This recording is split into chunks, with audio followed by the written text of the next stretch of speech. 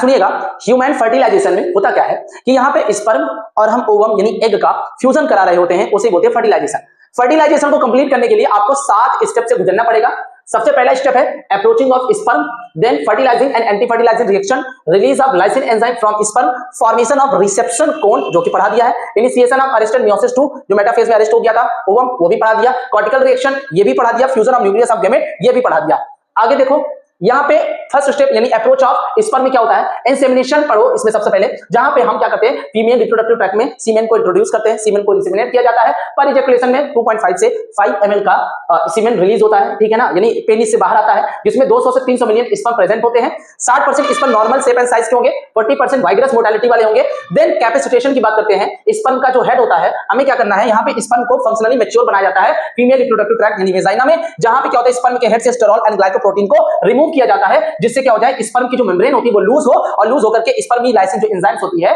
ना, वो बनाए। And second influx of calcium ion, calcium ion को स्पर्म में भरा जाता है, जिससे स्पर्म की मोटालिटी और भी ज्यादा स्ट्रांग हो जाए यानी बढ़ जाए।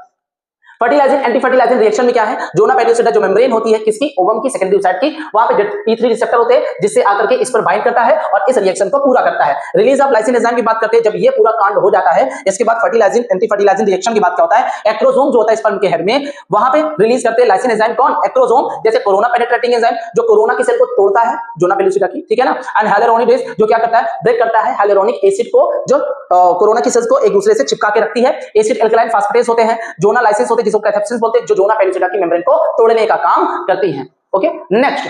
फॉर्मेशन ऑफ रिसेप्शन कोन, यहाँ पे क्या है, जब स्पर्म अंदर घुसता है, यानी देखो स्पर्म अंदर घुस रहा है, ऐसे घुस रहा होता है, क्या है यहाँ पे स्पर्म में, ये स्पर्म आकर ऐसे घुस रहा है तो इसके पास एक कोन का फॉर्मेशन होता है जिसको हम क्या बोलते हैं, रिसेप्शन कोन। समझना, ऐसे ये स्पर्म आ रहा है, क्या आ रहा है, ऐसे ये स्पर्म आ रहा है और ये ओवम है, ऐसे आएगा घुस जाएगा, और जैसे धड़ल्ले सही से घुसता है तो यहाँ पे किसका फॉर्मेशन होगा, कोन का। क्या हुआ, धड़ल्ले सही से घुसा, किसका फॉर्मेशन होगा, कोन का, तो फॉर्मेशन ऑफ रिसेप्शन कोन, ठीक है ना, by the sperm. Initiation of arrested meiosis 2, भैया जो ओवम होता है एपीएफ बनाता है, एनाफेज प्रोमोटिंग फैक्टर, जब एनाफेज को प्रमोट किया जाएगा तो मियोसिस 2 यानी मेटाफेज 2 जो मियोसिस 2 है वो कंप्लीट हो जाती है।